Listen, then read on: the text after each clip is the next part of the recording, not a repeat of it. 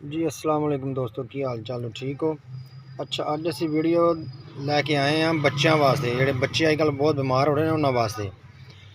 अजकल खसरे की बहुत बीमारी चली पी, वबा फैली पी, उनके वास्ते लैके अज उनके वास्ते एक तो यह मनक्का जे यह साफ सुथरा बिल्कुल अच्छी क्वालिटी का मनक्का तुसी लाना।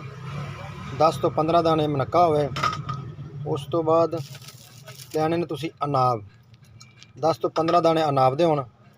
इन्हां दोनों इकट्ठा करके अच्छी तरह वाश करके इन्हां दा कावा बनाना, जशांदा इन्हां दा अच्छी तरह पकाई करके इन्हां दा कावा बना के वो एक चमचा सुबह तो एक शाम नूं एक दोपहर नूं 3 टाइम बच्चे नूं देना, एक चम्मच। उस तो बाद यह करछी वाले दा शरबत है टाइफैक्स शरबत, ये वाला यह लेना करछी वाले दा, और किसी कंपनी का नहीं लेना। ये खसरे वास्ते, टाइफाइड बुखार वास्ते बहुत अच्छा रिजल्ट देंदा। बच्चों नूं लागड़ा का